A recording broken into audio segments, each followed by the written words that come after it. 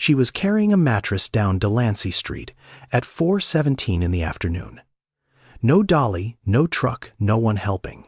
Just a woman gripping a queen-size mattress wrapped in a fitted sheet, dragging it 3 feet at a time, stopping every half-block to adjust her hold. Beside her, a girl no older than 6 walked without complaint, carrying a black trash bag in both hands. The bag was almost as big as she was. A black car slowed 2 blocks behind them. The man in the back seat did not tell his driver to stop because of the woman. He told him to stop because of the street sign. He knew that address. He had grown up there. Spencer Booker Voss had been on a call for 43 minutes. A development deal in the Marina District. 14 units. The numbers were clean. The projections were conservative in the way that made investors comfortable and aggressive in the way that made them rich. He had built his career on that balance. He listened to his attorney outline the timeline for closing while watching the city pass through tinted glass that cost more than most people paid in rent for 6 months. The interior of the car smelled like leather and silence. There was a bottle of water in the center console he had not opened. There was a tablet on the seat beside him with 4 contracts queued for signature. The air conditioning held the temperature at exactly 68 degrees regardless of what was happening outside.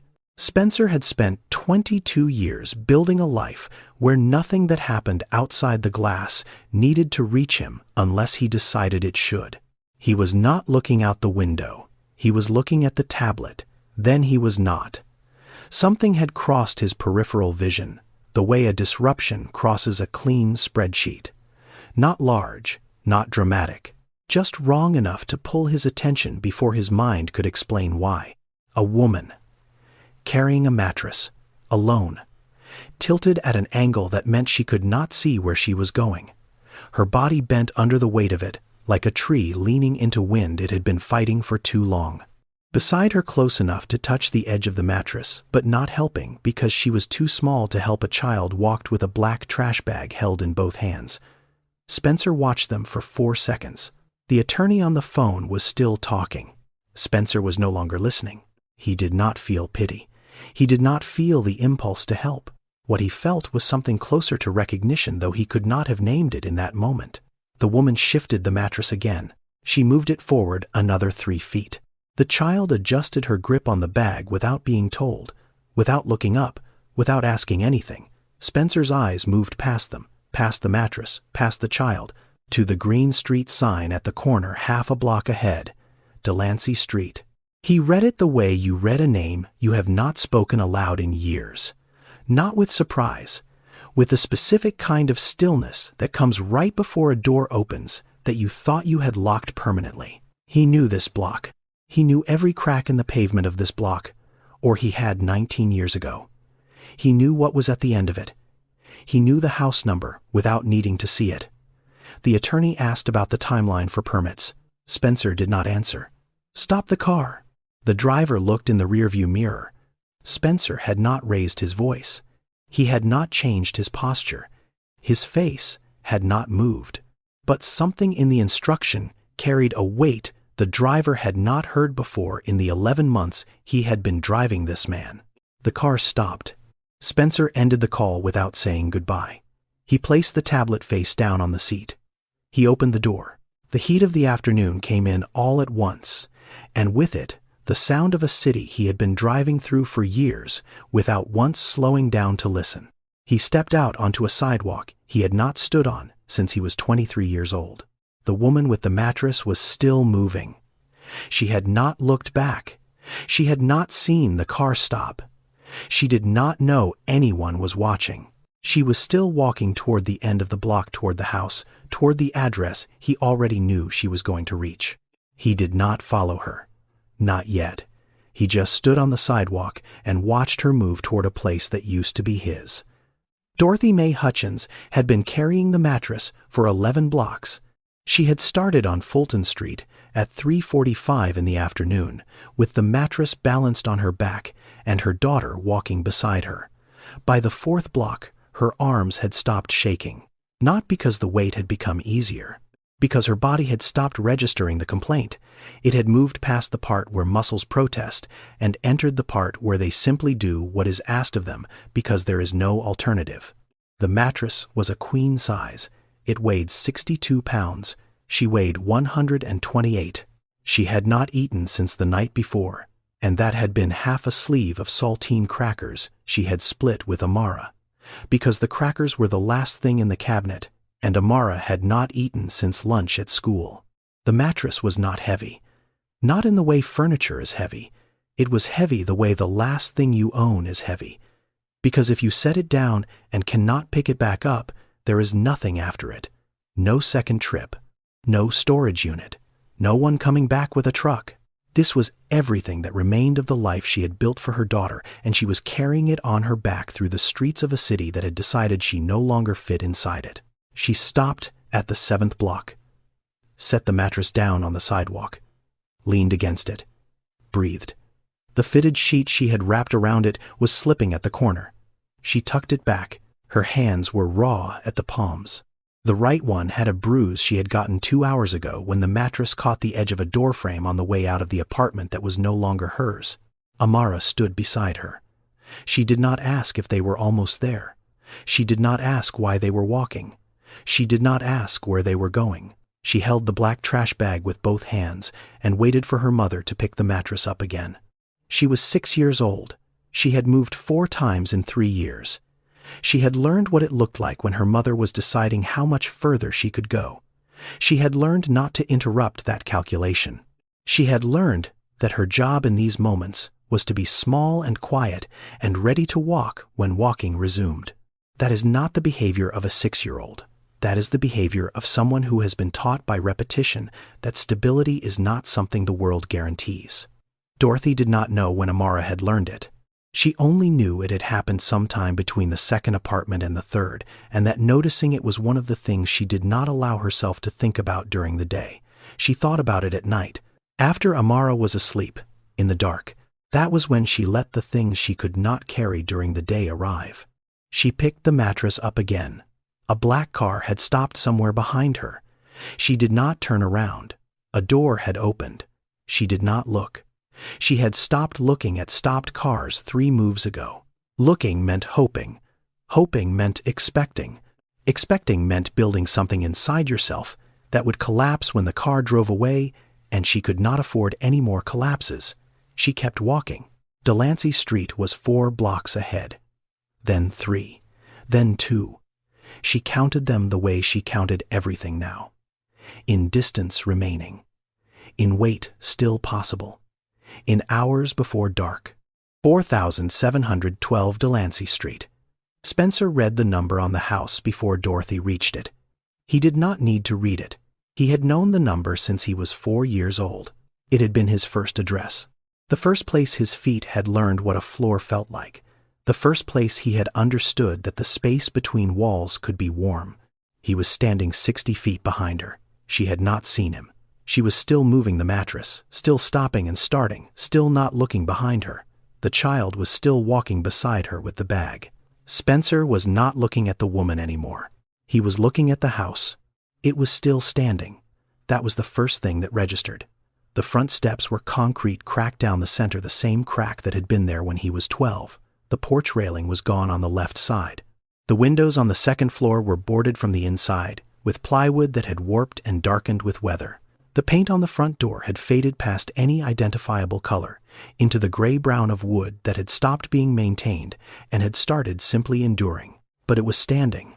He had not been back in 19 years. He had not driven down this street, had not looked it up online, had not asked anyone about it.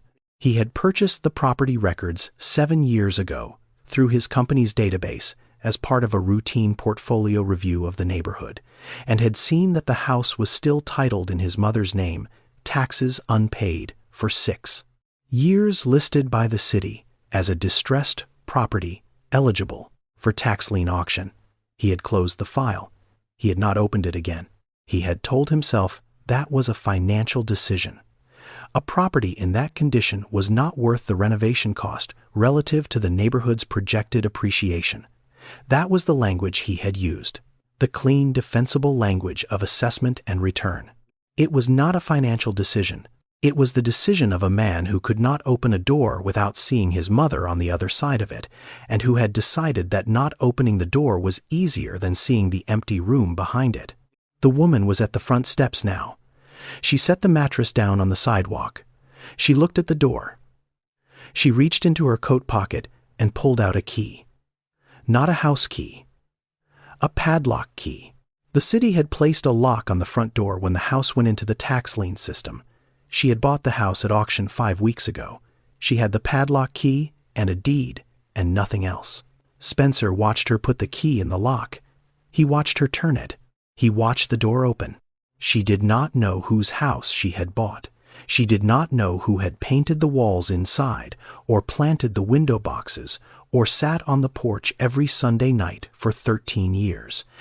She did not know that the man standing 60 feet behind her had slept in the upstairs bedroom until he was 18 and had not come back since. She picked up the mattress one more time.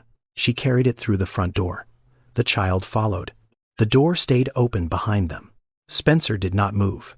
He stood on the sidewalk with his hands in his coat pockets and looked at the open door of his mother's house and did not go in.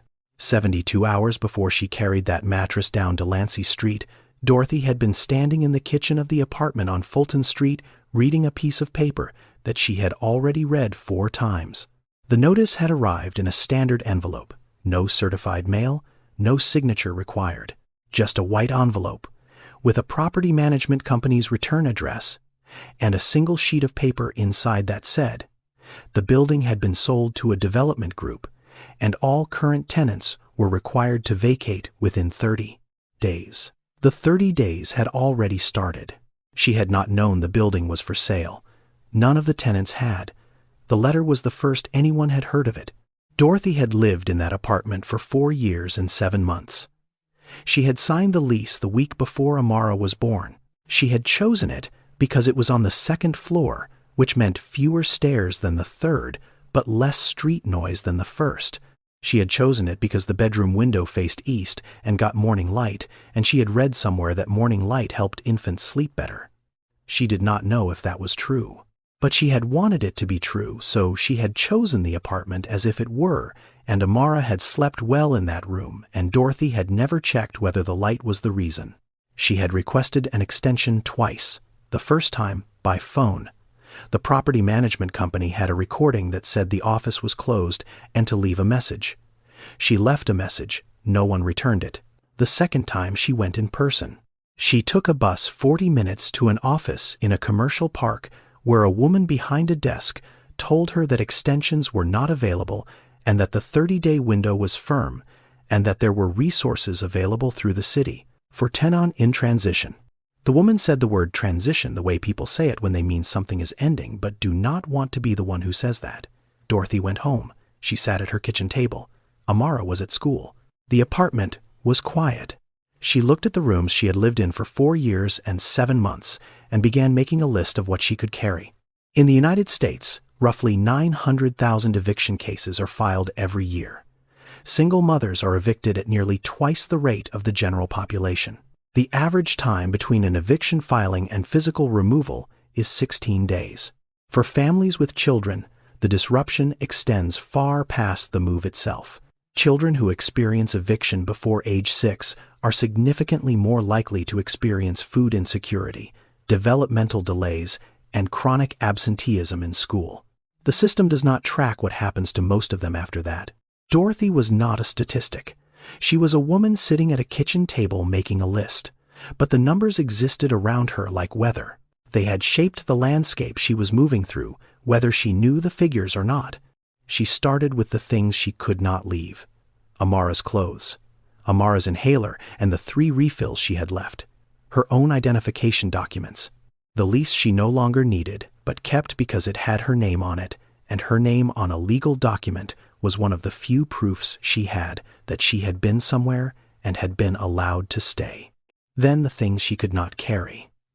The bookshelf her mother had given her, the year Amara was born, solid oak, too heavy for one person to move. The crib Amara had outgrown 2 years ago, but that Dorothy had kept because it was the first piece of furniture she had ever assembled alone on her knees on the living room floor the night before her due date with an Allen wrench and a set of instructions she had read 3 times. The kitchen table with one short leg that she had fixed with a folded paper napkin 3 years ago, and that had held steady ever since the napkin still there, still doing its job, still solving the one problem she had been able to solve with what she had. She had sold the car 4 months earlier. Amara's asthma medication cost $87 a month without insurance. Dorothy had lost her insurance when the clinic she worked at reduced her hours below the benefits threshold. She had made the math work for 2 months. The 3rd month she sold the car, a 2004 Civic with 168,000 miles. She got $1,100. It covered 3 months of medication, 2 months of groceries, and the copay for an emergency room visit when Amara had an episode at 2 in the morning in February, and Dorothy carried her 6 blocks to the nearest hospital because she no longer had a car to drive her. She could carry what her hands could hold and what Amara's hands could hold, and one thing more, one large thing, one thing that would not fit in a bag. She kept the mattress. Not because it was valuable, not because it could not be replaced, because it was the surface her daughter slept on every night, and whatever else Dorothy could not give her, she could give her that. One night without a floor. One night with the same softness under her that she had known the night before. One thing that stayed the same when nothing else did. She wrapped it in the fitted sheet from the bed. She tied it with a length of cord she found in the closet.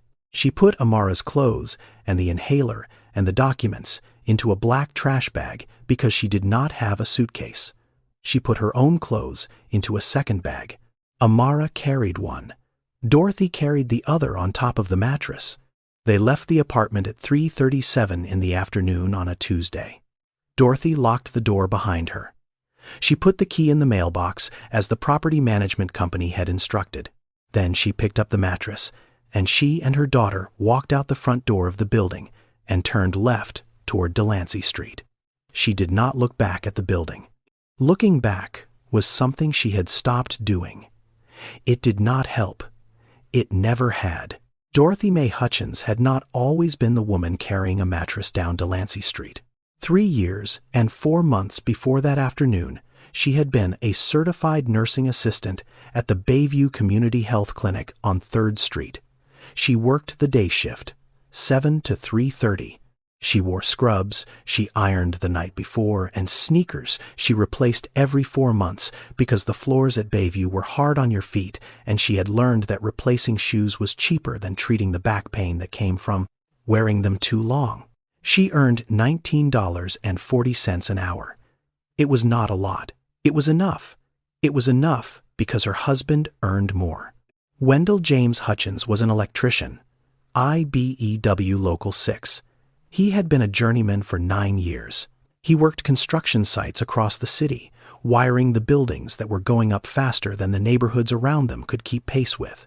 He earned $37 an hour plus benefits, health insurance for all 3 of them, dental, a pension he would never collect. Wendell died on a Thursday morning in March. Scaffolding collapse at a mixed-use development on Brannan Street, 14 stories. The scaffolding on the east face gave way at the connection points on the 9th floor. 3 workers fell. 2 survived with injuries. Wendell did not survive. He was 31 years old. He had dropped Amara off at daycare 40 minutes before the scaffolding came down.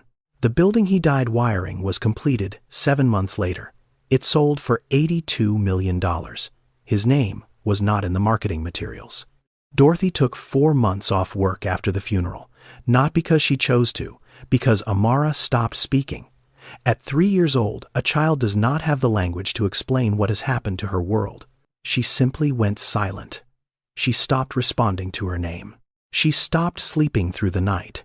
She sat in the middle of whatever room Dorothy placed her in and looked at the door and waited for the sound of a key that was not coming. Dorothy spent those 4 months on the floor beside her daughter. She read to her. She held her. She waited for the silence to break. It broke slowly, in syllables, then words. Then sentences that did not include the word daddy, because Amara had decided in whatever way a 3-year-old decides things that the word itself was the thing that hurt. When Dorothy returned to Bayview, her position had been filled. The clinic had hired a replacement in her 2nd month of absence. They offered her per diem shifts. She took them. But per diem meant no guaranteed hours, no benefits, no insurance. She found a part-time position at a pharmacy on Geary Boulevard, $14.20 an hour, 22 hours a week, no health coverage, no paid leave. The math stopped working immediately. It did not stop working all at once. It stopped working the way a table with one short leg stops working, slowly, then all at once. Researchers call it a cascade of loss. The term describes what happens to a household when the primary earner dies or becomes incapacitated without adequate life insurance or savings to absorb the transition. In the United States, families headed by single mothers who lost a spouse within the preceding 2 years fall below the poverty line at 3 times the rate of the general population. The cascade follows a predictable sequence. Income drops. Insurance lapses. Medical costs shift to out-of-pocket. Savings deplete.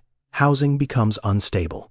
The entire structure that held the family upright loses its load-bearing wall, and everything above it comes down not dramatically, not in a single event, but floor by floor, month by month, bill by bill. Dorothy's cascade took 3 years. Wendell's life insurance policy paid out $42,000. It covered the funeral, 6 months of rent, and the outstanding balance on the car. After that, the math was Dorothy's to solve alone. She solved it by not eating lunch, by cutting Amara's medication from daily to every other day until a bad episode in January forced her back to daily, by selling the car, by choosing every month between rent and groceries and medicine and hoping that she had chosen right. She had not chosen wrong. She had chosen what was possible. The problem was that what was possible kept getting smaller. Spencer was still standing on the sidewalk on Delancey Street. Dorothy and the child had gone inside. The door was still open. He had not moved. He was looking at the house, but he was not seeing the house as it was. He was seeing it as it had been. 27 years ago, the paint on the front door was blue, a deep saturated blue that his mother had chosen from a sample card at the hardware store on Divisadero. She had held the card up to the light for 2 minutes before deciding. Then she bought a quart and painted the door herself on a Saturday morning, while Spencer sat on the front steps eating a peanut butter sandwich and watching her work. She painted it herself. She had always painted it herself. Every 3 years, the same blue, the same brush, the same Saturday morning ritual. The blue was not on the door anymore. The door was the color of bare wood now. But Spencer could see the blue in his mind as clearly as if the paint were still wet. Lorraine Iris Booker bought the house at 4712 Delancey Street in 1989. Spencer was 4. She was 26. She was a nursing aide at St. Francis Memorial, working the overnight shift from 11 to 7 because the overnight differential paid an extra $1.65 an hour and $1.65 an hour over the course of a life. Year was the difference between making the mortgage payment and not. She had no cosigner on the loan. She had no husband. Spencer's father had left before Spencer was born. Not dramatically, not with a fight or a letter or a slammed door. He simply stopped coming, and after enough time had passed, Lorraine stopped expecting him to come, and after more time had passed, she stopped mentioning him at all. She did not erase him. She simply declined to discuss someone who had declined to stay. The house was small. 2 bedrooms, 1 bathroom, a kitchen that opened onto a back porch barely large enough for 2 chairs. The foundation had a crack along the east wall that the inspector had noted and Lorraine had decided was manageable. The roof needed patching in 2 places. The hot water heater was 12 years old. She fixed the roof herself. She sealed the foundation crack herself. She replaced the hot water heater with a used one she found through a bulletin board at church. She planted mint and rosemary in the window boxes on the front of the house because they grew in any light and because they made the kitchen smell like something intentional. She put a chair on the front porch, a wooden folding chair she had gotten from the church rummage sale. She sat in it every Sunday evening after her shift, not because she liked sitting outside. The neighborhood was not the kind of place where sitting outside was relaxing. She sat there because Spencer's bedroom window faced the porch, and on Sunday nights before school, he would look out the window, and she wanted him to see her there. She wanted him to look out and know she was not going anywhere. The chair stayed on that porch for 13 years, through every winter, through every summer when the wood expanded and the joints loosened, and she tightened them again with a screwdriver from the kitchen drawer. She never replaced it. She maintained it. There was a difference, and the difference mattered to her, though she never explained why. Spencer did not ask. He simply understood the way children understand things. They cannot articulate that the chair being there meant something, and that the something had to do with him. He was 9 years old, the first time he asked why their house was smaller than the houses his friends lived in. He had been to a classmate's birthday party on Steiner Street. The house had 3 stories, a backyard with actual grass, a bedroom for every child. He came home and looked at the kitchen that opened onto the back porch, and the bedroom he shared with a wall that had a crack his mother had patched with spackle she mixed from a YouTube tutorial that did not exist yet. So she had mixed it from the instructions on the bag. "Why is our house small?" Lorraine was at the stove. She did not turn around. She did not stop stirring. She said 7 words. "A home is not the walls. A home is the decision to stay." Then she kept cooking. Spencer did not understand the sentence. He was 9. He filed it in the place children file things they do not understand yet, but suspect they will need later. He would need it 30 years later, standing on a sidewalk looking at a house his mother had decided to stay in. Lorraine Iris Booker was not a saint. She was not a symbol.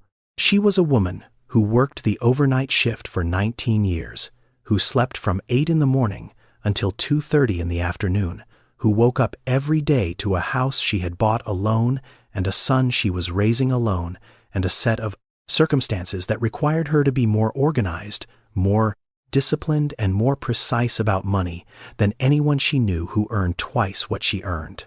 She kept a budget in a composition notebook, every dollar accounted for, every expense written in her handwriting, which was small and even and never crossed anything out. She did not use credit cards. She did not borrow from family because there was no family to borrow from. She paid the mortgage on the 1st of every month. She paid it in person at the bank because she did not trust the mail and because walking into the bank with the check in her hand was the one thing she did each month that made her feel like the house was actually hers. She told Spencer when he was 16 about a tin box under the 3rd step from the bottom of the staircase. She had placed it there the year she bought the house. Inside was a letter she had written to him. She told him this on a Tuesday morning before school, standing in the kitchen in her scrubs, her coat already on for the walk to the bus stop. "When you need to remember where you came from, open it." Spencer did not open it. Not at 16. Not at 17. Not at 18, when he graduated and left for a state college on a scholarship that covered tuition, but not books, and not housing, and not the feeling of being the only person in a lecture hall of 300 who had grown up sharing a wall with a foundation crack. He did not open it because he did not yet need to remember where he came from. He was too busy leaving. Lorraine was diagnosed with lung cancer when Spencer was 22. She had never smoked. The doctors said it was environmental. The overtime she had worked in a hospital with aging ventilation systems for nearly 2 decades had contributed. She did not tell Spencer immediately. She told him 3 weeks after the diagnosis on the phone in the same voice she used for everything. Calm, factual, organized. She told him the stage, the treatment plan, the prognosis. She told him she had already spoken with her supervisor about reducing her shifts. She did not reduce her shifts. She worked the overnight until 2 weeks before she died. The hospital let her go quietly. They sent flowers afterward. Spencer was in New York. He had just started his first job in commercial real estate, an analyst position at a development firm in Midtown. He flew back on a Thursday. She died on a Wednesday. He arrived 13 hours after she stopped breathing. He arrived in time for the silence, but not for the last of her voice. He did not speak at the funeral. 46 people attended. Most of them were from the hospital. Some were neighbors from Delancey Street. Spencer stood in the back row and did not say a word, not because he had nothing to say, because what he had to say was not for a room full of people. It was for a woman who was no longer in the room. He locked the house after the funeral. He put the key in his coat pocket. He walked to the bus stop his mother had walked to every night for 19 years. He caught a bus to the airport. He flew back to New York. He did not sell the house. He did not rent it. He did not return to it. He did not open the tin box under the third step. He locked the door and walked away. That was 19 years ago. The key was still in a drawer in his office. The letter was still under the step. If the step was still there, if the house was still there, the house was still there. He was looking at it right now. Spencer left Delancey Street at 23 with a locked door behind him and a career in front of him that would make him one of the most successful real estate developers in the city within 15 years. He started as an analyst, then an associate, then a project manager, then a principal at a firm that specialized in urban residential development. He was good. He was good because he understood something the other analysts at the firm did not. He understood what a neighborhood was before the investment arrived. He knew what the houses looked like from the inside. He knew how the floors sagged and where the pipes froze, and which blocks had the light that made people want to stay, and which blocks had the noise that made them want to leave. He knew these things because he had lived them. He started his own firm at 34. Voss Capital Development. The model was simple. Buy undervalued residential properties in transitioning neighborhoods. Renovate, reposition, sell, or lease at market rate. The market rate was always higher than the rate the previous tenants had been paying. That was the business. He called it value creation. His accountants called it capital appreciation. The families who had lived in those buildings before the renovations called it something else, but nobody asked them what they called it. In the United States, gentrification displaces an estimated 430,000 households per year. The process does not require malice. It requires capital market demand and a gap between what a property is currently worth and what it could be worth to a different population at a different income level. The developer does not have to intend to displace anyone. The displacement happens inside the math. Spencer had developed 14 projects in 11 years. 912 residential units across 6 neighborhoods. Each project followed the same pattern. Acquire, renovate, price at market. The existing residents either absorbed the increase or left. Most left. The buildings filled again with people who could afford the new rate. The neighborhoods changed. The grocery stores changed. The names on the mailboxes changed. The people who had been there before became people who used to be there, and the people who arrived after did not know them and did not ask about them. Spencer did not think of himself as someone who displaced families. He thought of himself as someone who created value in underperforming markets. The language insulated him, the way the tinted glass of his car insulated him from the sidewalk. It was not dishonest. It was simply a different resolution. At the resolution he operated at, the families were not visible. At the resolution Dorothy lived at, they were the only thing that was. He donated, generously, a foundation in his mother's name that funded scholarships for first-generation college students, annual contributions to 3 homeless shelters, a standing pledge to a housing advocacy nonprofit that sent him a thank you letter every December that he read and filed. He donated from a distance. He wrote checks in offices. He attended galas in ballrooms. He never went back to the streets where the money came from. He never walked through the neighborhoods his company had transformed.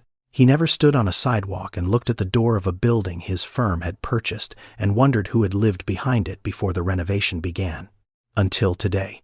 Today he was standing on Delancey Street, looking at a house he had not renovated, had not sold, had not returned to, A house that had simply waited the way houses do when no one is maintaining them, and no one is living in them, and no one is making the decision to stay. Dorothy had carried the mattress through the front door and set it down in the center of the living room floor. She stood there and looked at what she had bought with everything she had left. $2,800. That was the price at the tax lien auction. She had found the listing through a program at the public library, a free workshop on homeownership resources for low-income residents that she had attended on a Saturday morning while Amara sat in the children's section looking at picture books. The workshop was 2 hours. Most of it did not apply to her. She did not qualify for any of the conventional programs. Her income was too low for a mortgage. Her credit had been damaged by a medical bill she had not been able to pay in time.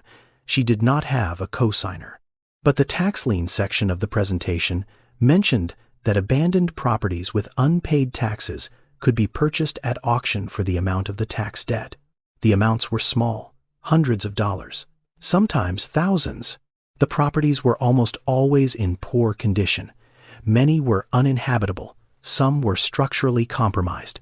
The presenter said the word risk 4 times in 2 minutes. Dorothy went home and searched the city's upcoming auction list. She found 7 properties. She could not afford 6 of them. She could afford 1. $4,712. Delancey Street. Listed at $2,800 for 9 years of unpaid property taxes. She had not seen the house. She had not visited the neighborhood. She did not know the condition of the roof, or the foundation, or the plumbing, or the wiring. She knew only that it had an address and a deed that could become hers. She paid in cash. 57 $20 bills she had been saving in an envelope inside her pillowcase for 2 years.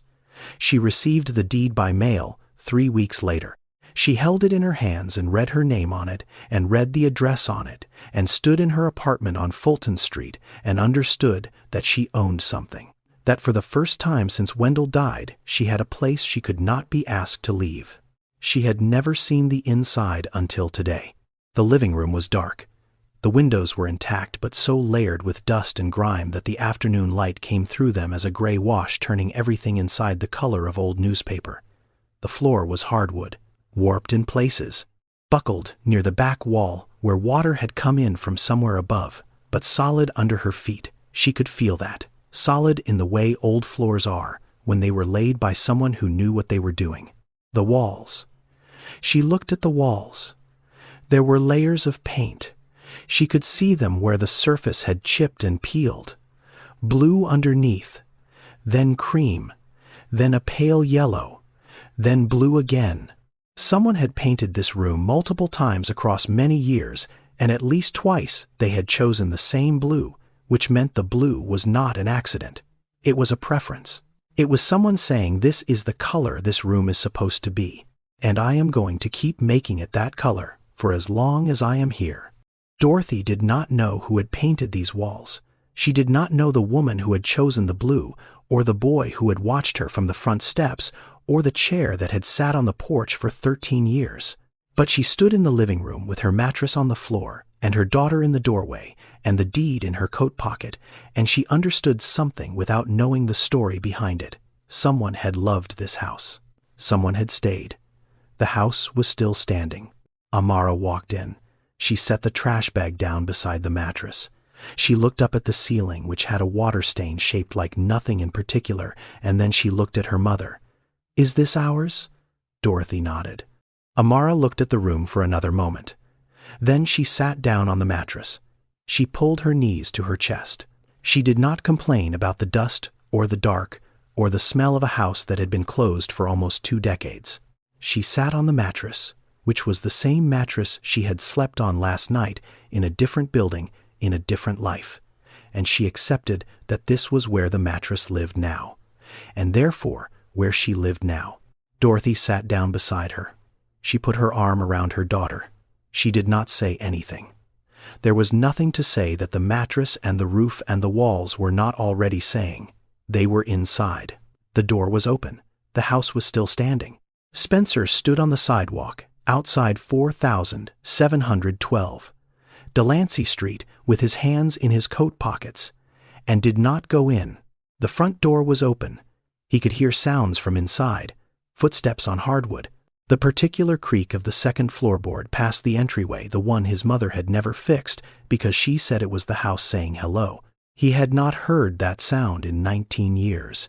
He heard it now, made by a stranger's feet, and the sound went through him the way a frequency goes through glass, not breaking it, vibrating it until the structure remembers what it is made of. He looked at the porch. The railing on the left side was gone. The concrete steps had the same crack down the center he had jumped over as a child because his mother told him cracks were bad luck, and he had believed her until he was 11 and stopped believing her about small things and started believing her about large ones. The chair was gone, the wooden folding chair she had sat in every Sunday night for 13 years. But the porch floor where it had stood still showed the marks. 2 shallow impressions in the wood worn smooth by years of weight and weather, and the repetition of a woman sitting in the same place at the same time for the same reason. The marks were still there. The woman was not. He had built 14 residential developments in 11 years, 912 units. He had never once built anything he could not sell. Every structure he had created had a price, a buyer, a closing date, and a return on investment calculated to the second decimal. He was standing in front of the one building he had never been able to let go of. And he had let go of it anyway, not by selling it, by leaving it, which was worse. Selling is a transaction. Leaving is a decision not to care for something that needs care, and calling the decision something else so you do not have to feel it. He could see through the open door into the hallway. The wallpaper his mother had hung was peeling at the seams. The light fixture above the staircase was dark. The stairs were still there. The third step from the bottom was still there. The tin box was still under it. Or it was not. He did not know. He had not checked in 19 years. He could hear the woman moving through the rooms.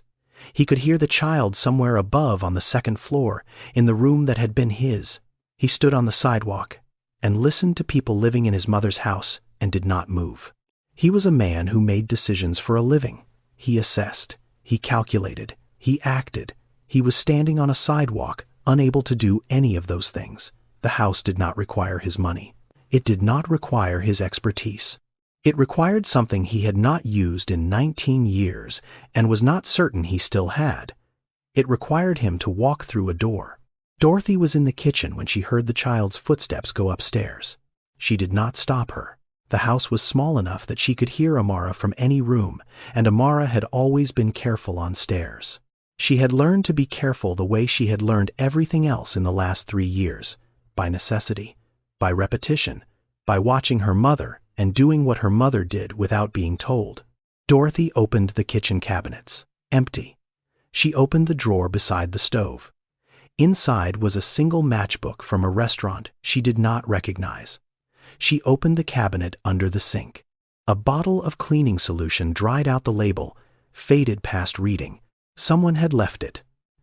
19 years ago, someone had closed this kitchen and walked away and left a bottle of cleaning solution under the sink as if they might come back for it.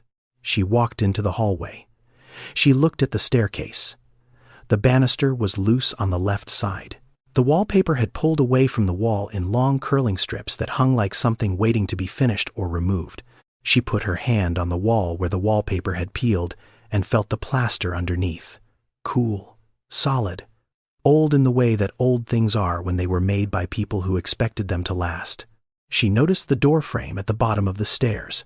There were marks on it, small horizontal lines drawn in pencil, each with a notation beside it. She leaned closer. The pencil had faded, but was still legible. The marks measured height. A child's height, recorded at intervals across what looked like many years. The lowest mark said 4. The highest said 17. Between them, 13 years of a child growing up inside this house, measured against this doorframe recorded by someone who had been paying attention. Dorothy touched the lowest mark with her finger. She did not know whose child this was.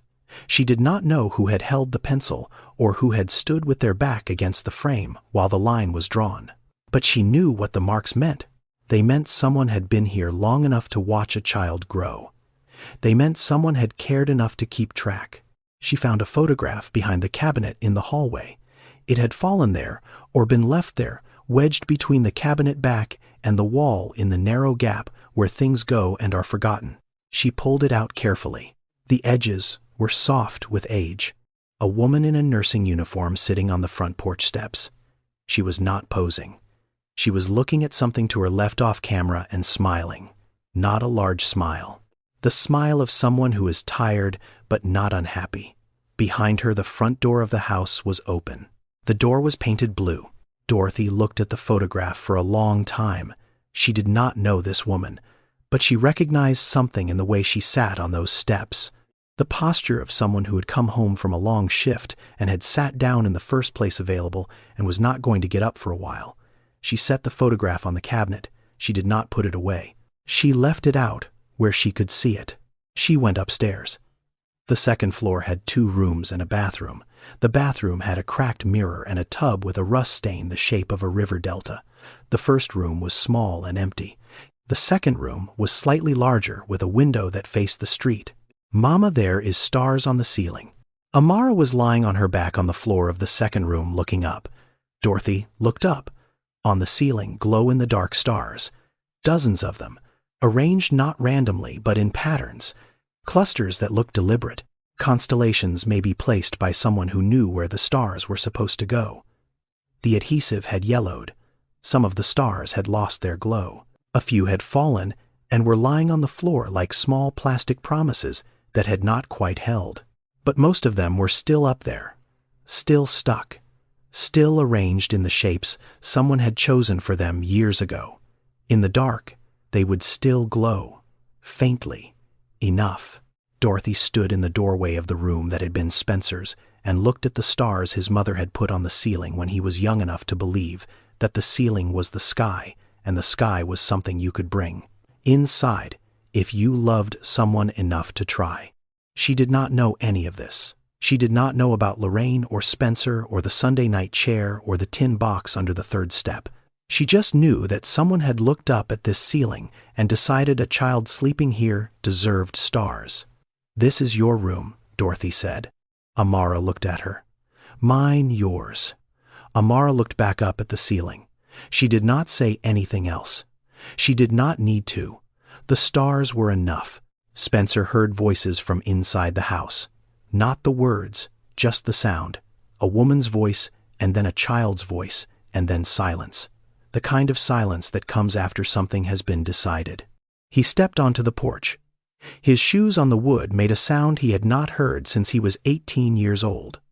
He stopped at the open door.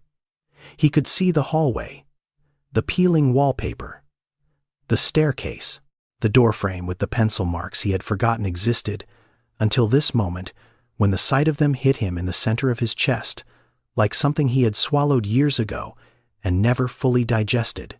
He knocked on the frame of the open door. 2 knocks, not loud, not tentative. The knocks of a man who did not know what he was doing here, but had decided to find out. Dorothy came down the stairs. She saw him in the doorway.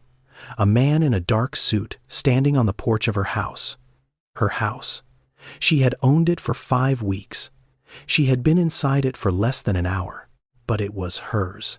And the man standing in the doorway was not invited, and every experience she had had in the last 3 years with men in suits had ended with her losing something. She stopped on the second to last step. She did not come closer. She held the banister with one hand. Amara was behind her on the landing, looking down through the railing. "I grew up in this house." Dorothy looked at him, then at the hallway around her, at the pencil marks on the doorframe, at the photograph she had left on the cabinet. She looked back at him. She did not say anything. She was calculating, not numbers, risk, what this man wanted, whether what he wanted would cost her the only thing she had just gained. "I am not here to take it back," he said. She watched his eyes the way she had learned to watch people's eyes when they told her things she needed to verify before believing. His eyes were not on her. They were on the hallway behind her, on the wallpaper, on the stairs, on something she could not see because it was not in the house anymore. It was in his memory, and his memory was the only place it still existed. Then why are you here? He did not have an answer. Not because he did not know, because the answer required him to admit something he had been running from for 19 years. That he had left this house not because he did not need it, but because he needed it too much. That locking the door had been easier than opening it. That every building he had built since had been an attempt to replace the one he could not walk into. He looked past her. Into the living room. He saw the mattress on the floor. He saw the black trash bag beside it. He saw the dust and the water stains and the bare walls and the 19 years of absence that had turned his mother's home into something barely habitable. And on the floor, in the center of it all, a mattress. A single mattress wrapped in a fitted sheet carried 11 blocks on the back of a woman who had nothing else to bring. He remembered. Not gradually, not in pieces, all at once, the way a room becomes visible when someone turns on a light. His mother had moved into this house when he was 4 years old. She had bought it with a loan she would spend 15 years paying off. She had no furniture. She had no savings left after the down payment. She had a son and a set of keys and nothing else. The first night, they slept on a mattress on the living room floor. A donated mattress from the church on Fillmore Street.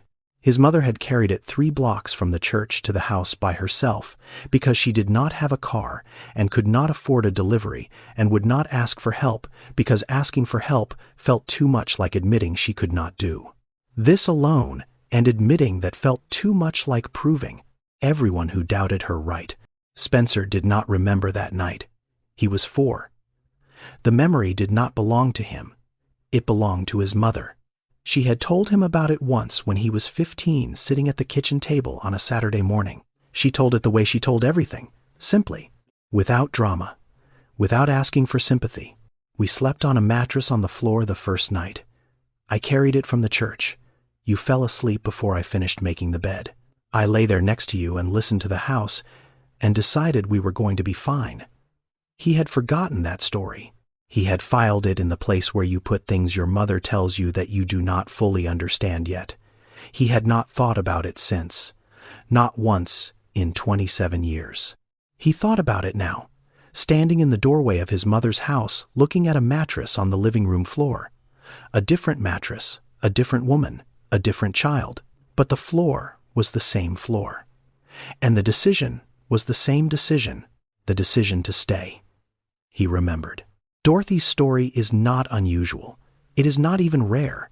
It is the most common version of poverty in America. The kind that happens not because someone made a bad decision, but because the margin of safety was so thin that one ordinary tragedy was enough to collapse it. In the United States, more than 2 million children live in households headed by a single mother who earns below the federal poverty line. For families where the mother became the sole parent, through the death of a spouse, the first 24 months are the most financially destructive. The average household income drops by 41%. Health insurance coverage lapses in nearly half of cases within the first year. 1 in 3 of these families will experience housing instability, meaning they will move involuntarily, double up with relatives, stay in shelters, or lose their housing entirely within 2 years of the spouse's death. The system was not designed for Dorothy. It was not designed to catch a woman who was working, who was paying rent, who was managing her daughter's asthma medication month by month, who was doing everything she was supposed to do within the constraints she had been given. The system was designed to process people who had already fallen, not to prevent the fall. By the time the system recognized Dorothy, she was already carrying a mattress. Tax lien auctions exist in the space between abandonment and opportunity. When a property owner stops paying taxes, the local government accumulates the unpaid balance as a lien against the property. After a statutory period, the lien is offered for sale at public auction. The buyer does not purchase the house directly. The buyer purchases the debt. In most jurisdictions, the original owner has a redemption period to pay the debt and reclaim the property. If the owner does not redeem, the buyer can petition for the deed. Dorothy did not know this process when she attended the library workshop. She learned it the way she learned everything after Wendell died, quickly, out of necessity, without the luxury of making a mistake. The house at 4712 Delancey Street had been in tax delinquency for 9 years. The owner of record was listed as Lorraine Iris Booker, deceased. No estate had been probated. No heir had filed a claim. The property had simply sat in the city's records, accumulating taxes. No one was paying, deteriorating in a way. No one was preventing, waiting in a way. No one was noticing. Spencer had the resources to pay the taxes. He had the resources to pay them 100 times over. He had chosen not to. Not out of neglect exactly. Out of the particular kind of avoidance that wealthy people can afford and poor people cannot. He had the money to ignore the house. Dorothy did not have the money to ignore the opportunity. She paid $2,800. He could have paid it with the change in his coat pocket. This is not a story about one woman and one house. This is a story about what happens when the distance between those who have and those who need becomes so vast that an abandoned house sits empty for nearly 2 decades in a city where families sleep in cars. It is a story about a system that allowed a 4-year-old's home to fall into ruin while the child who grew up in it built luxury apartments 6 miles away. It is a story about proximity and blindness, and the lie we tell ourselves that poverty happens somewhere else to someone else for reasons that have nothing to do with us. Dorothy did not know Spencer. Spencer did not know Dorothy, but they were standing in the same house, on the same floor, separated by nothing but a doorway and everything a doorway can mean. Amara Hutchins was 6 years old. She had lived in 4 apartments in 3 years. She had attended 2 different schools and 1 daycare that closed. She had slept in a car for 2 nights the week before they moved into the house on Delancey Street. She did not talk about any of this. Not because she had been told not to, because she had learned the way children learn the things no one teaches them, that talking about the hard parts did not make them stop. She had opened the black trash bag and was arranging its contents on the floor beside the mattress. She folded each piece of clothing separately, small squares, neat edges, the shirts in one stack, the pants in another, the socks paired and rolled. She was 6. 6-year-olds do not fold clothes this way. 6-year-olds throw clothes into piles and lose socks between couch cushions and leave shirts inside out on the bathroom floor. Amara folded because Amara had learned that everything she owned had to be ready to go into a bag at any time. She did not hang things in closets. She did not spread out across a room. She did not put posters on walls or leave shoes by the door or place a toothbrush in a holder as if the holder would still be there tomorrow. She kept her footprints small. She kept her belongings contained. She kept herself the way people keep things they expect to move again soon. Children who experience repeated housing instability develop this pattern before anyone names it for them. They learn not to settle, not to claim space, not to leave evidence of themselves in a place that might not be theirs next month. It is not neatness. It is not discipline. It is the behavioral signature of a child who has been taught by circumstance that attachment to a space is a risk she cannot afford. Amara finished folding. She placed the stacks against the wall. She looked at the room. Then she looked at Spencer, who was still standing near the doorway. She had not spoken to him. She had been watching him the way she watched all unfamiliar adults. Not with fear, not with warmth. With the steady, unblinking attention of someone who has learned to read a room before the room reads her.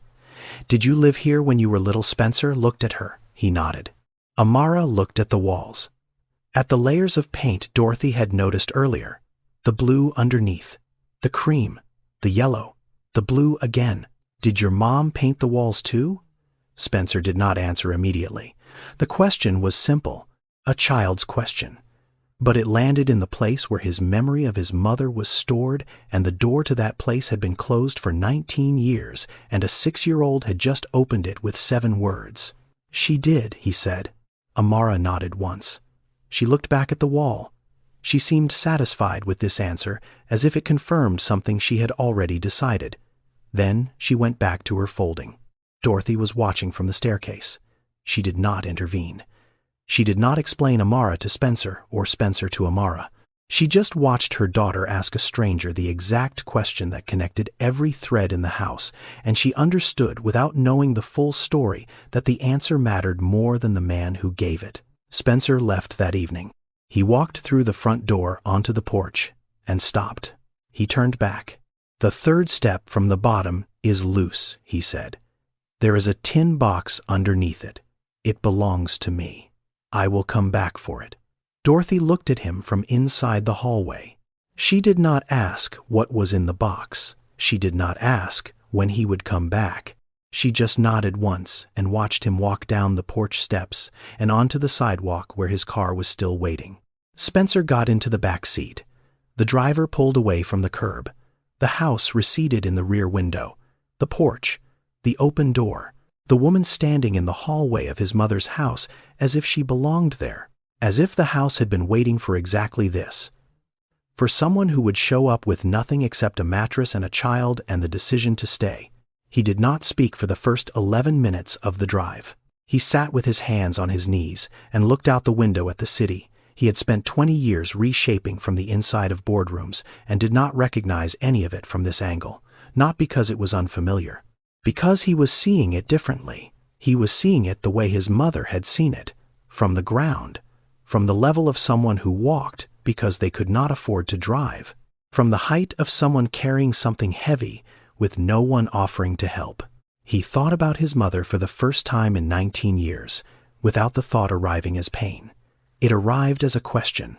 What would she want him to do with the house? He did not need to think about the answer. The answer had been there since the moment he saw the mattress on the living room floor. He had been avoiding the answer the way he had been avoiding the house, the way he had been avoiding the tin box, the way he had been avoiding everything that required him to stop being the man he had become and remember the boy he had been. His mother would not have wanted the house to sit empty. His mother would not have wanted the walls she painted to peel. His mother would not have wanted the chair on the porch to rot, and the stars on the ceiling to fade, and the pencil marks on the doorframe to be the only proof that someone had once grown up loved inside those rooms. She would have wanted someone in the house. She would have wanted the house to do what it had always done. Hold someone, keep someone, be the place where someone decided to stay. This is not charity. This is not generosity. This is not the impulse of a wealthy man moved by the sight of poverty. This is a man paying a debt he did not know he owed until he saw a mattress on a floor he used to sleep on. This is a correction. There is a difference. Spencer called his office the next morning. He told his assistant to find a residential contractor licensed for structural renovation. He told her the address. He told her the scope: full restoration, foundation to roof, electrical, plumbing, walls, floors. Everything that 19 years of vacancy had taken from the house he would put back. He did not call Dorothy first. He did not ask permission. He sent the contractor to the address on a Thursday morning with instructions to assess the scope and begin within the week. Dorothy met the contractor at the door. She listened to what he told her. She looked at the clipboard in his hands. She looked at the truck parked at the curb with the company name on the side. Then she called Spencer. She had his number because he had left a card on the cabinet beside the photograph of his mother. She had not expected to use it. She used it now. I am not going to stand outside and watch someone fix my house for me. If I cannot do the work myself, it is not mine. Spencer was quiet on the other end, not because he was surprised, because he had heard those words before. Not the exact words, the exact principle. His mother had said it differently. His mother had said, "If I did not earn it, it does not belong to me." Different words. Same woman. Different decade. Same kitchen. He told the contractor Dorothy would be working alongside the crew. The contractor asked if she had experience. Spencer said she would learn. She learned. She learned to sand floors with a belt sander on the first weekend. She learned to strip wallpaper with a steamer on the second. She learned to tape and mud drywall joints on the third. And her lines were not clean the first day or the second, but by the fourth they were cleaner than the contractor's apprentice, and the apprentice stopped offering to fix them for hair. Amara helped. She wiped baseboards with a damp cloth. She sorted screws into jars by size. She swept sawdust from the kitchen floor with a broom that was taller than she was. She did these things without being asked. She did them the way she did everything, quietly, precisely, as if the house might leave if she did not take care of it. Spencer came on Saturdays. He drove himself. No driver, no suit. He wore jeans he had bought at a hardware store because he did not own jeans and had not owned jeans since college. He sanded. He scraped. He replaced a door handle on the back door, and it took him 40 minutes because he had not held a screwdriver for anything other than tightening a cabinet hinge in his office in 15 years. He was not good at it, but he did it. There was something in the doing that he had forgotten. The feeling of your hands changing a surface, the feeling of a house becoming different under your effort. He had built 912 units through contracts and permits and capital allocation. He had not physically built anything since he helped his mother patch the foundation crack when he was 14. On the third Saturday, the contractor's crew reached the staircase. They pulled the old treads to replace the joists underneath. The third step from the bottom came apart in 2 pieces. Underneath, wedged in the framing between the stringer and the subfloor, was a tin box. The foreman brought it to Spencer. It was the size of a man's hand. Blue tin scratched, dented at one corner. The lid was tight. Spencer held it. He did not open it. He looked at it for a long time. Then he put it in his coat pocket. The coat was hanging on a nail by the front door. The box went into the left pocket. It stayed there. Dorothy painted the living room on a Tuesday night after Amara fell asleep on the mattress in the upstairs room. She had chosen a color from the hardware store on Divisadero. Not blue. A warm green, the color of the mint that used to grow in the window boxes, though she did not know that. She painted by hand, one wall at a time. The roller left tracks she smoothed with a second pass. The house was quiet. The only sound was the wet pull of the roller on plaster and the occasional creak of the floor under her bare feet. She painted the way Lorraine had painted.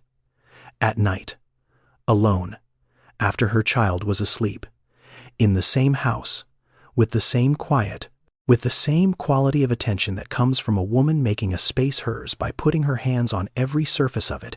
Dorothy did not know she was repeating someone else's ritual. She did not know that 30 years ago in this exact room, at this exact hour, another woman had stood with a roller and a can of paint, and the same silence and the same purpose. Spencer knew. He had come in through the back door to drop off a box of hardware the contractor had ordered. He stopped at the bottom of the staircase. He looked into the living room. He saw Dorothy painting the wall. Green, not blue. Different color. Same motion, same hour, same house. He stood there for a moment. He did not say anything. He set the box of hardware down on the hallway floor. He went back out the way he came in. He sat on the back porch steps and looked at the yard his mother had never gotten around to planting, and breathed. The tin box was still in his coat pocket. He had not opened it. He was not ready. But he was closer than he had been yesterday. That was enough for now. Hattie Pearl Washington had lived at 4710 Delancey Street for 49 years. She had moved in when she was 25. She was 74 now. She had outlived 2 husbands, 1 daughter, and most of the neighborhood she had known when she arrived. The block had changed around her in ways that were too slow to notice at any single moment and too total to ignore across the decades. Families left. Buildings were sold. Some were renovated. Some were demolished.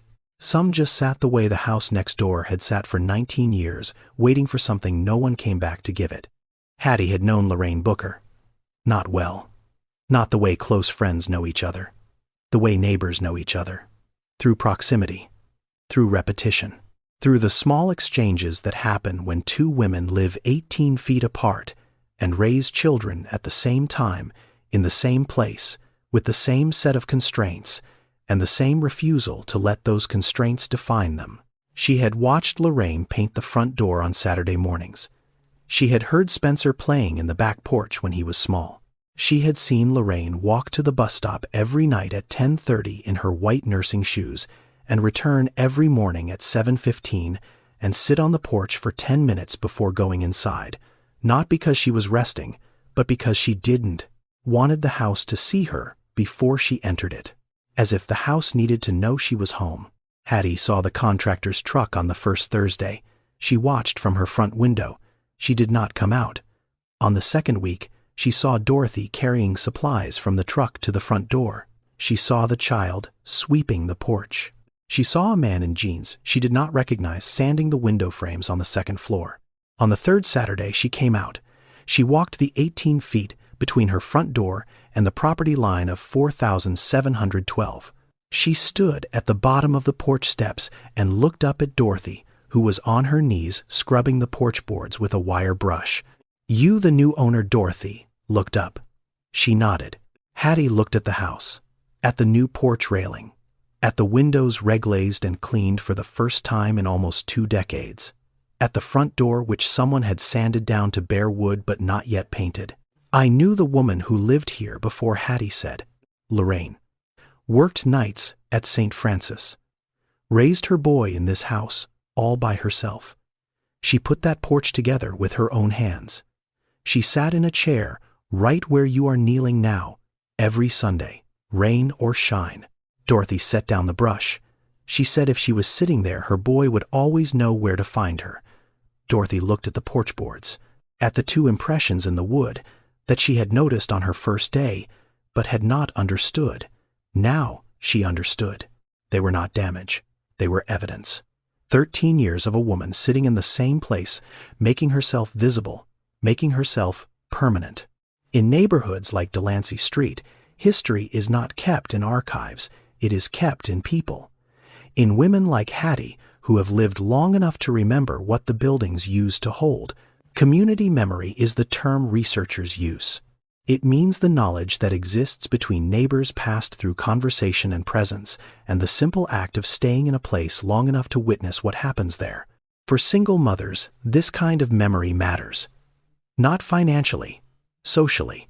The knowledge that someone on the block knows your name, that someone noticed when you came home late, that someone would knock on your door if your lights did not come on at the usual time. This is not a program.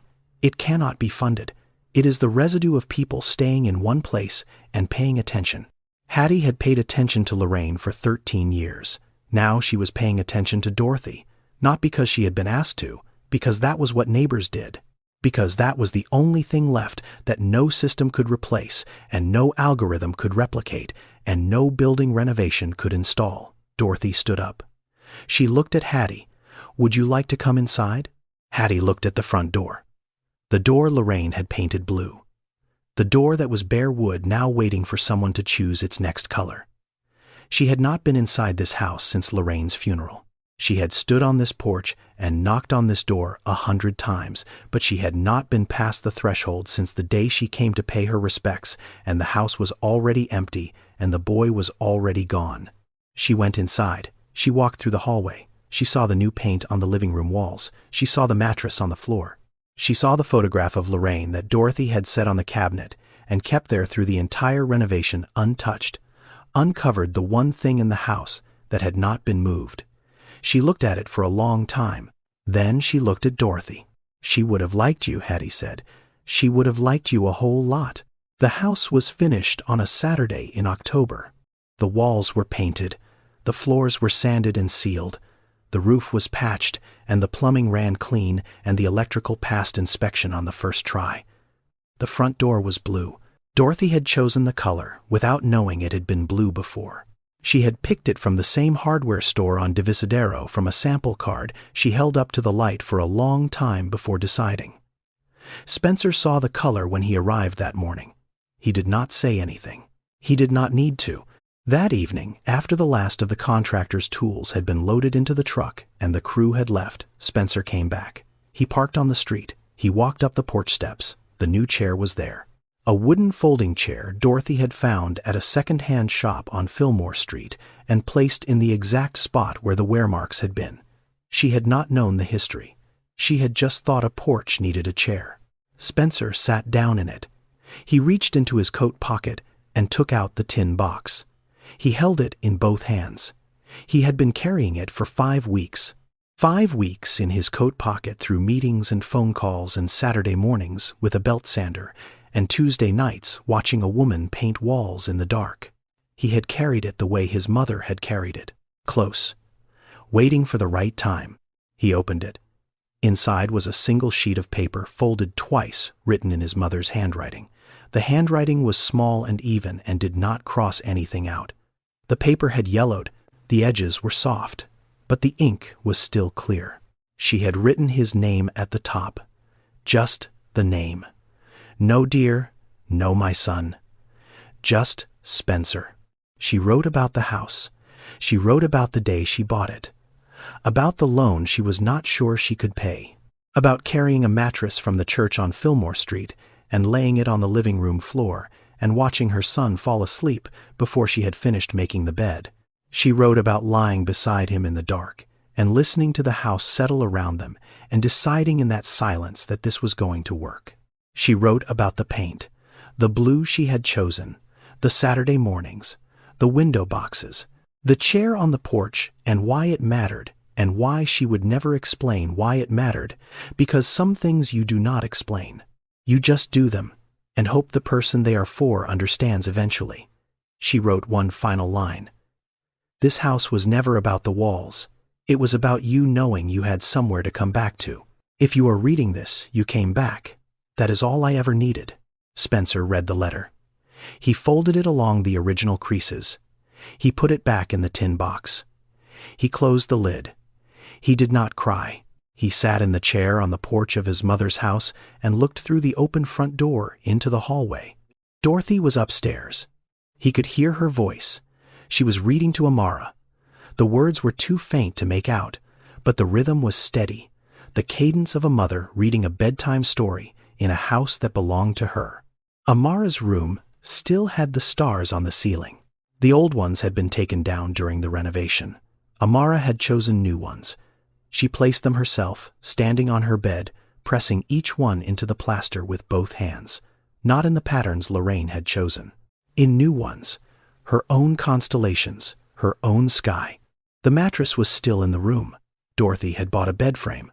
Amara slept on the frame most nights, but some nights she asked to sleep on the mattress. Dorothy never asked why. She knew. The mattress was the thing that had stayed the same through everything. It was the last surface from the life before. It was not comfortable. It was not necessary, but it was hers. And sometimes you hold on to things not because you need them, but because they are proof that you survived needing them. Spencer sat on the porch. The street was quiet. The light in Amara's room was on. The stars on the ceiling were glowing. The letter was in the box. The box was in his hands. His mother had written it 26 years ago.